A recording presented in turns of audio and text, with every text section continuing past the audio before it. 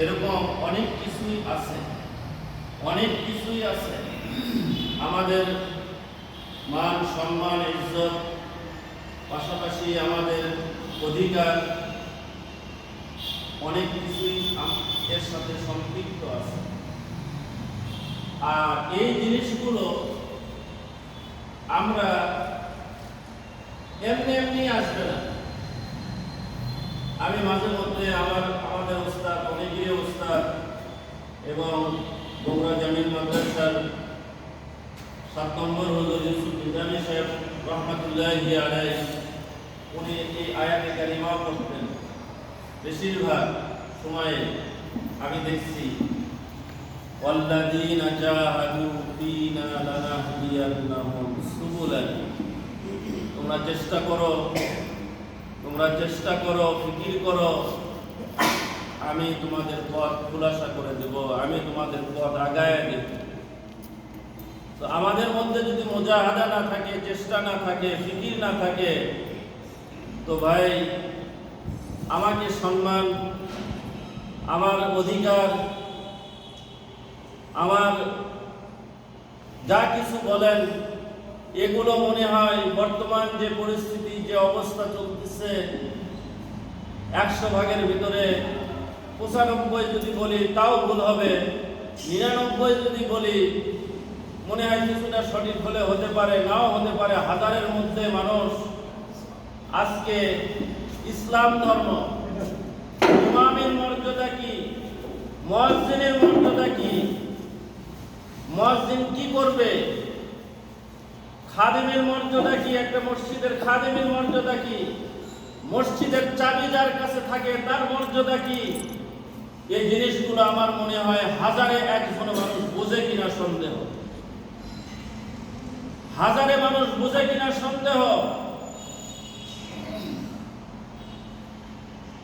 এজন্য আমার মনে হয় এই দেশে যেহেতু গণতান্ত্রিক দেশ, এই দেশে আমরা যদি আমাদের অধিকার প্রতিষ্ঠা করতে চাই, আমরা যদি আমাদের মান ও সম্মান ইজ্জত নিয়ে বাঁচতে চাই, আমাদের ঐক্য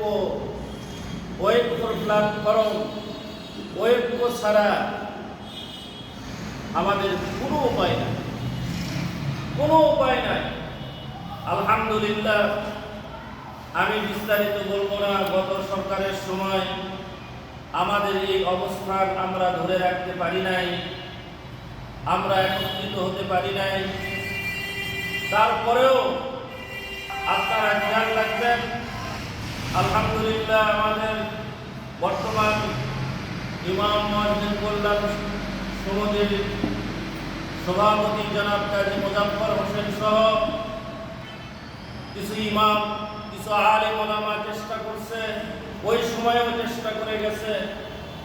আমার উপরে যত আঘাত আসে আসুক, আমাকে যত লাঞ্ছিত করা লাগে করুক, জেল জরিমানা দেওয়া লাগে দেখ, তারপরেও যেন কোনো ইমামকে, আমাদের কাছে এমনও খবর আসছে অমুক ইমাম এই কথা বলেছে, কেন বললো, তাকে গ্রেফতার করা হোক। সাথে সাথে এখান থেকে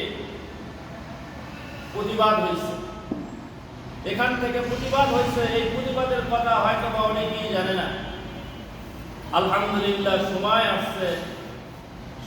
আসছে, এখন ভালো সময়, অনেকটা মুওয়াফিক সময়, আমাদের অনুকূলের সময়। এই সময় আমরা চেষ্টা করি একত্রিত থেকে যেন কোনো ইমামের, কোনো মুয়াজ্জিন, কোনো খাদেম, কারো যেন মান ও সম্মানের উপরে আঘাত না আসে। পাশাপাশি আপনাদের আমাদের অর্থনৈতিকভাবে আমরা সরকারের কাছ থেকে যখন যে সুযোগ সুবিধা আসে সেগুলো আমরা যেন সেগুলো নিতে পারি, আপনারা নিতে পারেন। এজন্যই এই উপজেলা কমিটিকে শক্তিশালী করা, পাশাপাশি সভাপতিকে শক্তিশালী করা। যদি আমরা শক্তিশালী করতে পারি, ইনশাআল্লাহ আমরা যদি একতা থাকতে পারি, আমরা যদি ঐক্যর প্ল্যাটফর্ম গড়াতে পারি, আশা করি ইনশাআল্লাহ এই রানীনগর, বিশেষ করে রানীনগরে কঠিন সময়ও ওই সময়ও আলহামদুলিল্লাহ কোনো ইমাম মুয়াজ্জিন আমাদের জানার মধ্যে খুব একটা ব্যাস যদি হয় নাই, 2-4 জন 2-1 জন সমস্যা হয়েছে, তাও আলহামদুলিল্লাহ প্রথম সারির তারাই প্রথম দিকে যারা থাকছে তাদেরকেই ব্যাস যদি করা হয়েছে, তারা মাথা পেতে নিচ্ছে এটা। আর অনেকের ঘাড়ে এটা যায় নাই। আমরা যদি এই প্ল্যাটফর্ম ধরে রাখতে পারি, আশা করি আমার আজকে এই স্বাগত বক্তব্যের মাধ্যমে আমি বলতে পারি ইনশাআল্লাহ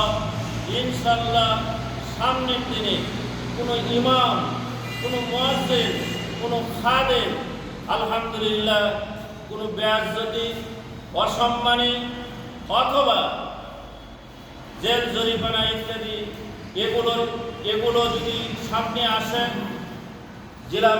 উপজেলা কমিটি তথা আমাদের সম্মানিত সভাপতি সাহেব আছেন, উনি ইনশাআল্লাহ এই বিষয়গুলো দেখবেন, অবশ্যই আপনাদের পাশে দাঁড়াবেন।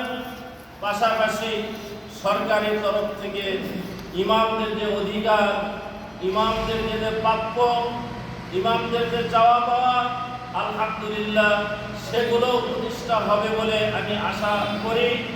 আমাদের একটা কাজ করতে হবে, সেটা হইতেছে আমাদের এই প্ল্যাটফর্মকে খুব শক্তিশালী করতে হবে।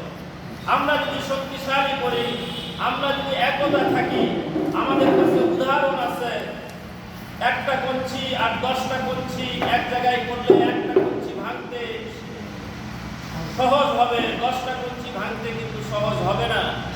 এজন্য সামনে দিন আসতেছে, ইমামদের চাওয়া পাওয়ার দিন আসতেছে। আলহামদুলিল্লাহ আমি আশা করতেছি আপনারা যদি এই প্ল্যাটফর্মকে, এই ইমাম মুয়াজ্জিন কল্যাণ এই সমিতিকে আপনাদের সুপরামর্শ, আপনাদের নসরত, আপনাদের সাহায্য দ্বারা যদি এই প্ল্যাটফর্মকে শক্তিশালী করতে পারেন, ইনশাআল্লাহ কোনো ইমাম লাঞ্ছিত অপমানিত তো হয় রাখবে না। পাশাপাশি সরকারিভাবে যে সমস্ত সুযোগ সুবিধা আসবে, আশা করি ইনশাআল্লাহ আপনারা পাবেন বলে আমার ধারণা। সুস্বাস্থ্য এবং আপনাদের দীর্ঘ নেক হায়াত, পাশাপাশি আল্লাহ তাআলা আমাদেরকে আপনাদেরকে সমাজের মধ্যে সবচাইতে উচ্চ মকাম হিসাবে সম্মানের সাথে আপনারা যেন আপনাদের কর্ম করতে পারেন, আপনাদের ইমামতি, আপনাদের কর্ম, আপনাদের যা কিছু আছে এগুলো করতে পারেন, এই আশাবাদ ব্যক্ত করে আমি আমার সংক্ষিপ্ত আলোচনা এখানে শেষ করলাম। আসসালামু আলাইকুম ওয়া রাহমাতুল্লাহি ওয়া বারাকাতুহু। আলহামদুলিল্লাহ, জাযাকাল্লাহ, হযরতকে অসংখ্য ধন্যবাদ।